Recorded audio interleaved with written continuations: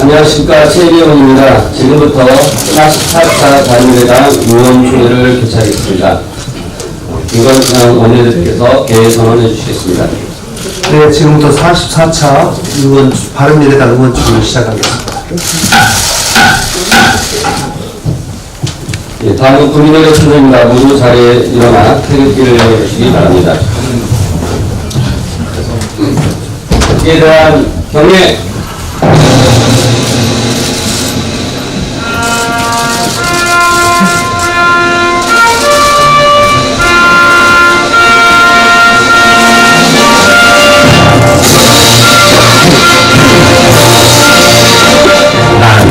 자랑스러운 태극기야. 자유롭고 정의로운 한국의 무한한 영광을 위하여 충성을 다할 것을 굳게 다짐합니다.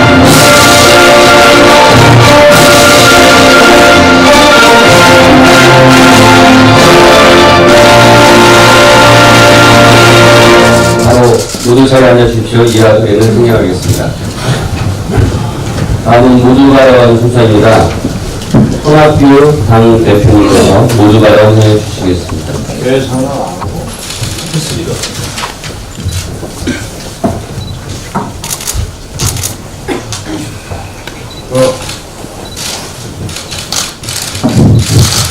제가 가끔 국기에 대한 경례를 할 때 사진 기자에 대한 경례를 해요. 이 사진 기자들께서는 국기는 좀 비켜서 취재해 주시기 바랍니다. 걱정 많으시죠? 괜찮습니다. 얼굴이 깨끗하죠? 건강해 보이죠? 우리 김관영 원내대표가 기억을 들고 제가 단식을 하는 동안 시험을 닦지 않겠다고. 얼굴 깨끗하니까 저 사람 뭐 먹는 거 아니야? 뭐 그런 의심도 좀 드시죠. 걱정 마십시오. 저는 지난 목요일 단식을 선언하고 나서 바로 그 시각부터 물과 소금 외에는 아무것도 먹거나 마시지 않고 있습니다.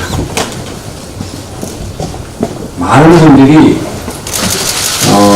처음엔 그래도 과일식이라도 좀 먹어라. 그래서 예비단식 과정을 좀 거쳐라.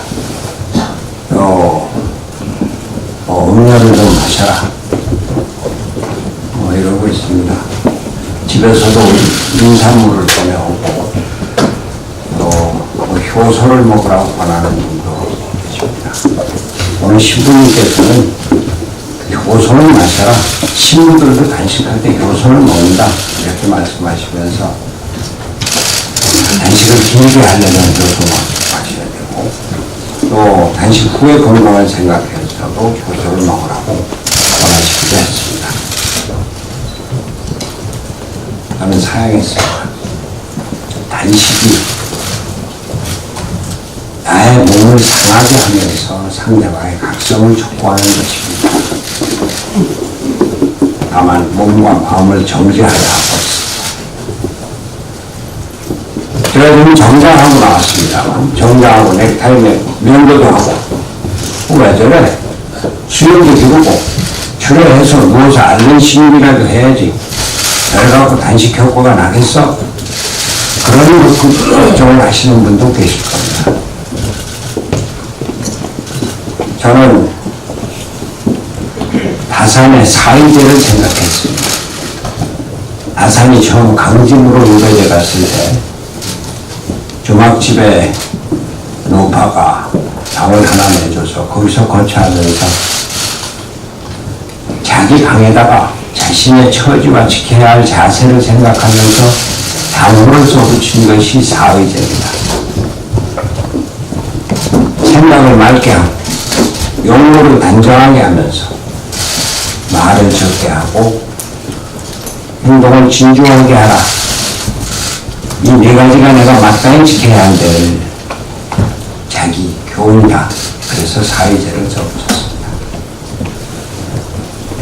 사실 어제부터 몸이 좀 힘들어지고 있는 것이 사실입니다. 그러나 저를 최대한 꿋꿋하게 하도록 하겠습니다. 오늘 날수 일주일째 만으로 이제 10세를 넘어갑니다만 제가 이런 자세를 언제까지 지킬 수 있을지 모르겠습니다. 매일 허락하는 대로 억지로 하진 않고 자유롭게 편한 자세로 임하겠습니다.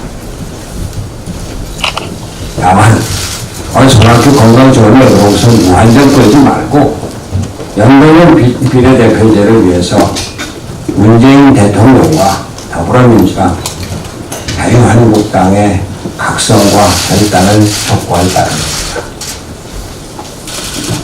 김관영 원내대표께서 활동을 위해서 식사는 하시지만 사실상 저와 같이 농성을 하고 계십니다.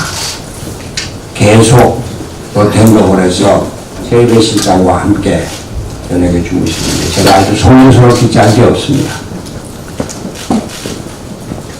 김관영 원내대표께서는 협상하려 원래 전략을 짜려 정신이 없으실 텐데 보시다시피 이렇게 수용도 빠지지 않고 연동형 비례대표제 관철을 위해서 동분 도전하고 계십니다. 최일의 비서실장은 어제 말씀하시는 게 부인이 당신이 밥을 먹더라도 대표님과 같이 함께 해라. 그래서 저녁을 함께 하고 계십니다. 그리고 많은 의원님들께서 대도를 방문해서 저를 격려해 주시고 농설에 동참해 주시는 데 대해서 깊이 감사드립니다. 그리고 우리 당 아름미래당의 김제부안 지역위원장이시면서 우리 당의 사회적 경제위원장이신 김경민 위원장이 전주역 앞에서 단식 투쟁에 들어갔다고 합니다. 연동형 비례대표제 쟁취를 위한 국민과 당원들의 뜻에 감사합니다. 그러나 여러분들이 몸을 다치는 일은 없기 바랍니다. 제가 현안 얘기는 안 해야 되는데 한 가지만 말씀드리겠습니다. 문재인 대통령이 고용노동부 업무보고 자리에서 고용 문제에서는 지금까지 성공하지 못하고 있다고 말했습니다. 또 각종 고용 관련 통계 지표가 악화되고 있는 현실을 인정했습니다. 홍남기 신임부총리는 최저임금 인상의 속도 조절에 적극적인 자세를 보이고 있습니다. 홍 부총리는 먼저 경제 활력 제고를 위해서 각별한 비중을 두겠다고 말하면서 최근 경제가 어렵고 기업과 소상공인들의 경제 심리가 악화한 점에 대해서 최저임금 인상과 근로시간 단축 등 정부 정책이 시장에서 일부 우려로 나타나 경제 심리가 더 떨어졌다고 시인했습니다. 대통령과 신임부총리가 우리 경제의 어려움과 소득주도 성장 정책의 문제점을 지적하는 것은 늦었지만 환영할 일입니다.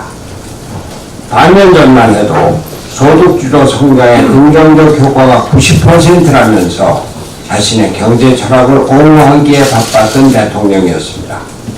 지금부터라도 소득주도 성장이 우리 경제에 미친 피해를 냉철히 인식해 나가기 바랍니다. 대통령과 경제부총리의 경제인식이 조금씩 변화하고 있는 점을 높이 평가합니다. 그러나 근본적인 경제 철학이 바뀌지 않으면 각종 대책이 대중요법에 지나지 않게 될 것입니다. 경제는 시장에 맡기고 일자리는 기업이 만들게 해야 합니다. 이를 위해서는 정책 시행이 우선입니다. 대통령은 내년도에 가시적 성과를 내야 한다며 내년도 일자리 예산도 대폭 증가했고 일자리를 만들어내는 산업 분야 예산도 대폭 증액했다고 말하면서 정부의 역할을 강조했는데 중요한 것은 시장이고 기업이지 정부와 예산이 아니라는 것입니다. 정부가 해야 할 일은 기업에 대한 보조가 아니라 기업이 활력 있게 일할 수 있는 조건과 환경을 만들어주는 것입니다. 최저임금은 그 첫 번째 조건입니다. 홍남기 부총리는 최저임금 속도 조절에 대해서 내년 3월까지 구조조정안을 마련하겠다고 말했는데 이건 너무 늦은 정책입니다. 금년에 16.4%의 인상에 이어서 내년에 10.9% 인상된 최저임금의 시행일이 20일 앞으로 다가왔습니다. 연쇄 상공인 자영업자들은 한꺼번에 29%나 오른 최저임금에 다 죽게 생겼습니다. 당장 내년 1월 1일부터 여력이 부족한 자영업자와 중소상공인의 상공인들이 범법자로 내몰리게 될 것입니다. 경제활동이 다시 크게 위축될 것입니다. 최저임금의 동결은 기업활동의 경제적으로뿐만이 아니라 심리적으로도 크게 활력을 불어일으킬 것입니다. 법적으로 정부 혼자 할 수 없는 문제라면 임시국회를 12월이 끝나기 전에 소집해서 최저임금을 동결 또는 유예를 의결하고 또한 주 52시간 근로제 계도기간도 올해 말로 종료되는데 탄력근로제 단위기간을 확대해야 합니다. 문재인 대통령의 결단을 촉구합니다. 네, 다음 김관영 원내대표 모두 발언드리겠습니다. 네, 어제 자유한국당 신임 원내대표 나경원 의원님이 선출되셨습니다. 축하드립니다. 제1야당의 원내대표로서 대한민국 국회를 협치와 합의 민주주의로 이끌어 주시리라 기대합니다. 아마도 나경원 원내대표의 첫 번째 임무는 12월 임시국회 소집을 통해서 민생과 계획을 위한 많은 과제들을 풀어내는 일이라 생각합니다. 특히 지난 11월 5일 청와대에서 합의된 여야정 5당 원내대표 간의 합의문에 따른 대표성과 비례성을 강화시키는 선거제도로의 개편, 즉 연동형 비례대표제가 어느 한순간 하늘에서 떨어진 것이 아니라 자유한국당 원내대표가 자유한국당을 대표해서 청와대에 가서 합의를 한 사실이라는 점을 꼭 인식하시기 바랍니다. 진보와 보수를 떠나서 국민의 뜻을 받드는 것이 정치의 본령이라면 민심의 뜻대로 민심 그대로의 선거제도를 수용하는 것이 국민의 뜻을 받드는 것이라 생각합니다. 특히 보수를 계획하는 그 핵심이 바로 정치개혁의 큰 문을 여는 것이라 생각하고 그 문에 바로 연동형 비례대표제 수용이라는 문제가 있는 것입니다. 가장 빠른 시간 내에 당내 토론 과정을 거쳐서 민심과 일치하는 선거제도로의 결론을 도출해내기를 기대하고 촉구합니다. 민주당 역시 미뤄져온 각종 계획과 민생을 위한 임시국회 소집에 동의합니다. 그동안 민주당은 개혁을 말로만 얘기했었지 그에 대한 의지와 실행을 제대로 보여준 적이 없습니다. 민주당은 그동안 방송법 개정안 문제, 특별감찰관 문제, 낙하산 방지법 등 많은 개혁 입법을 차일피일 회피하고 미뤄왔습니다. 대한민국 적폐 발생의 근원이라고 일컬어지는 제왕적 대통령제를 고치는 것에도 관심이 없습니다. 대한민국 정치개혁 1호 과제인 연동형 비례대표제로의 선거개혁에는 이런저런 핑계를 대고 자유한국당 핑계만 대면서 회피하고 있습니다. 야3당이 연동형 비례대표제를 주장하자 민주당은 자신들 공약이 아니었다면서 조건 내걸기를 하다가 이제 와서는 한국당의 핑계대기, 국회의원 의원 정수를 국민들이 원하지 않는다는 등 단서 달기로 조건 없는 연동형 비례대표제를 계속 회피하고 있습니다. 그 과정에서 급기야 민주당은 협치가 아닌 야합을 선택했고 개혁이 아닌 기득권을 선택했습니다. 아예 개혁은 포기했다라고 선언하십시오. 그것이 솔직합니다. 정치와 선거 제도부터 불공정하고 정의롭지 못한데 대한민국 어느 것이 공정해지고 정의로워질 수 있겠습니까? 지금 민주당에서는 진정한 개혁은 사라졌고 기득권 껍데기에 휩싸여서 당리당략만 우선하고 있습니다.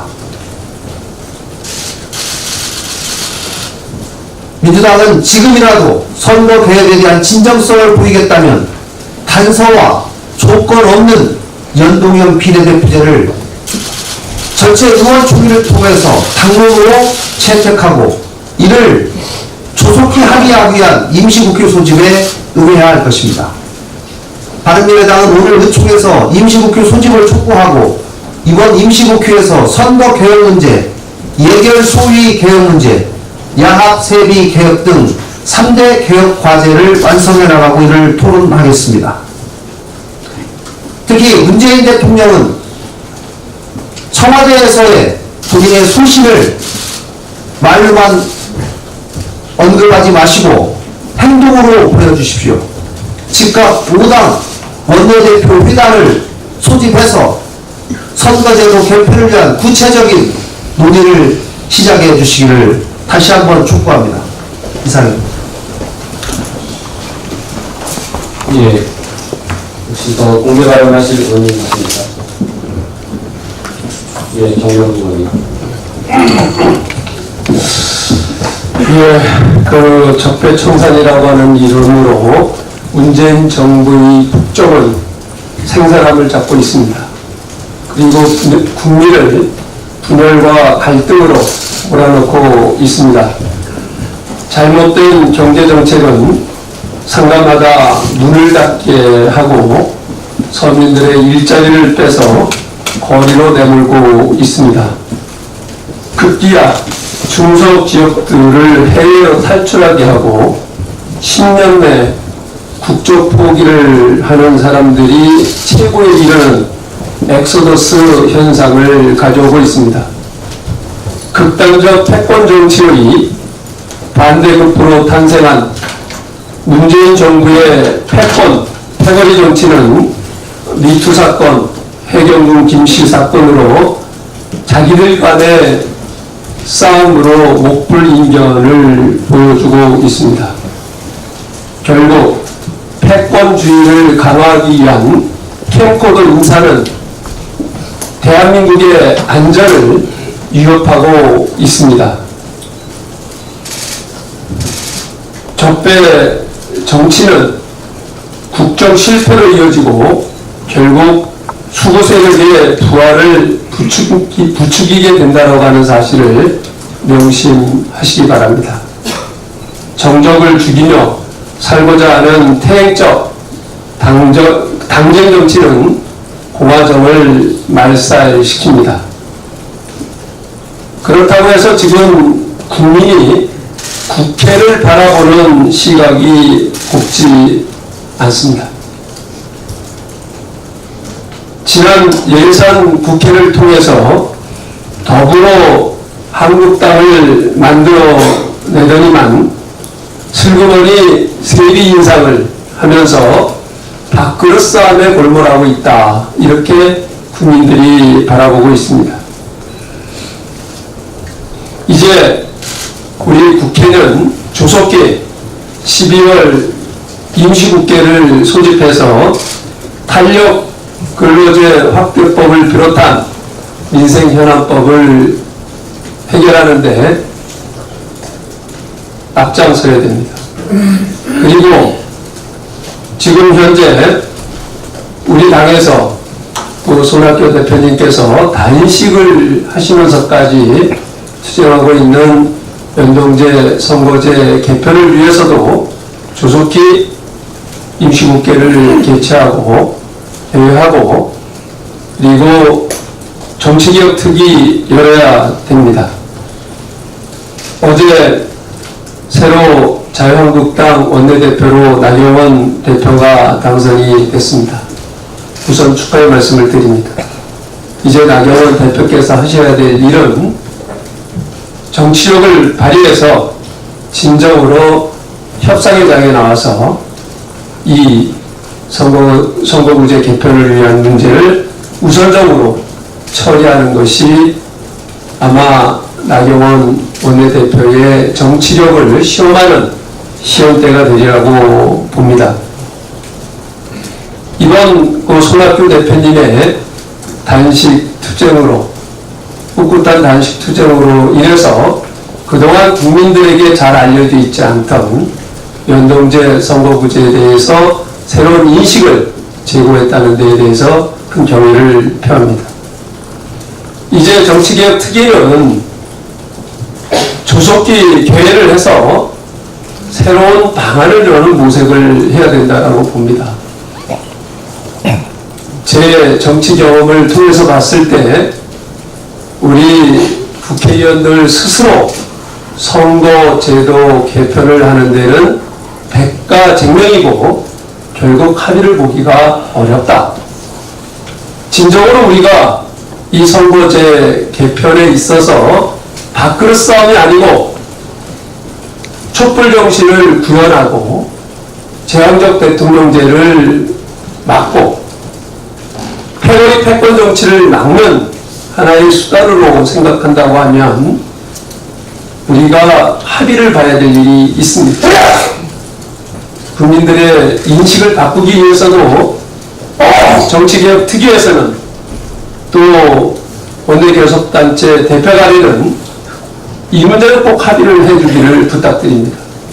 선거제 개편을 위한 국회의원이 아닌 외부 인사로 선거제도 개혁 소위를 만들 것을 제안드립니다. 이것을 각 정당이 외부 인사를 추천하는 것이 아니라 정치개혁 특위에서는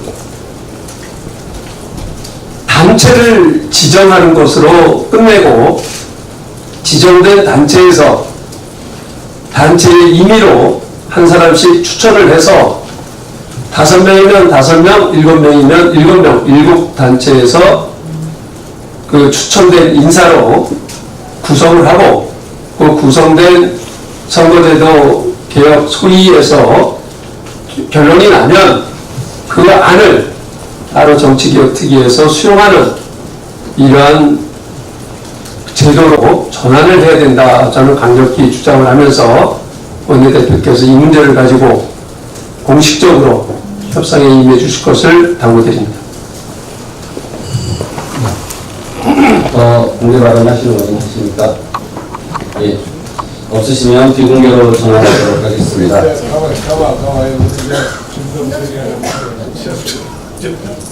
예, 김동철 대표님.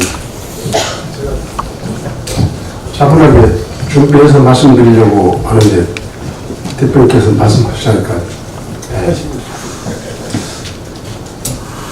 문재인 정부와 민주당이 정부 출범 초에 비해서 그 압도적인 국민적 지지율이 많이 떨어졌기는 합니다만은 그래도 아직도 상당한 지지를 보내고 있습니다. 그것은 문재인 정부가 잘하고 있다기보다는 잘해야 된다라고 하는 그런 기대감도 포함되어 있다고 생각하는데 문재인 정부와 민주당이 더 잘하게 하기 위해서라도 항상 야당은 건강하게 깨어 있어야 하고 언론 또한 마찬가지라고 생각합니다. 민주주의 국가에 있어서 야당의 존재와 언론의 존재는 바로 그런 점에서 의미가 있다고 생각합니다. 그런데 아시다시피 자유한국당은 국정농단의 공범으로서 아직까지도 국민들에게 이렇다 할 사과를 하지 않고 있습니다. 말하자면 건강한 야당으로서의 역할을 포기하고 있는 것입니다. 바른미래당이 비록 의석수는 적지만 그와 같은 건강한 역할을 하는 야당으로서 하기 위해서 최선을 다해오고 있습니다만 또 힘이 붙이는 것도 사실입니다. 이 기회에 언론에 대해서도 정말 당부 말씀드리고 싶습니다. 건강한 언론, 정말 용기 있는 언론이 좀 그런 역할이 좀 더 국민적 기대에 부응할 수 있을 정도가 됐으면 좋겠다는 생각을 해봅니다. 아무튼 문재인 정부는 이명박 박근혜 정부하고 다른 점이 이명박 박근혜 정부는 그래도 시장을 중시하고 그리고 기업을 중시하는 정부였습니다. 무능력하고 독선적이고 일방적이라는 한 점에 있어서는 문재인 정부와 다를 바가 하나도 없었지만 그래도 시장을 중시하고 기업을 중시하는 정부였기 때문에 그것은 이명박 정부, 박근혜 정부의 몰락으로 끝났습니다. 그러나 이 정부, 문재인 정부는 문재인 정부가 몰락하고 실패하면 단순히 문재인 정부 몇 사람의 실패로 끝나는 것이 아니라 대한민국을 위기에 빠뜨린다는 것입니다. 저는 문재인 대통령과 민주당이 정말 그 점에 있어서 정말 심각한 대우각성이 있었으면 좋겠다는 생각을 합니다. 그런 점에서 좀 한편으로는 문재인 대통령과 민주당의 대우각성을 촉구하면서 바른미래당이 한국당을 대체할 수 있는 그런 어떤 큰 대안 세력으로서의 야권 재편에도 바른미래당이 큰 역할을 해야 된다는 생각을 가지고 우리가 당 차원에서 그러한 준비를 해 나가야 될 때가 그렇게 말씀드리겠습니다.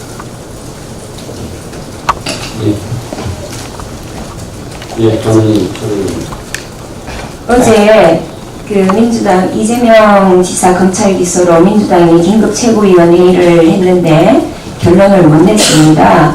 안고 있으면 안고 있을수록 손해인데 왜 못 내치는지, 이해찬 대표가 못 내치는 이유가 무엇인지 궁금합니다. 이재명 지사가 마음대로 저질러 놓은 일은 기소된 것 말고도 지금 많이 있습니다. 공무원 SNS 리트윗 이용한 거, 성남 FC 건, 이것들도 고발이 되어 있으니까 모두 수사가 되어야 될 걸로 보고요. 이재명 지사가 성남지사가 되자마자 모라토리움 선언을 했었는데 최근 그 경기도지사 후보 토론에서는 성남 부채가 제로라고 했습니다. 성남시는 2009년 조례로 공원일몰제 대비 내년 330억 적립하도록 했는데 이재명 전 지사가 적립한 금액은 달랑 15억 원입니다.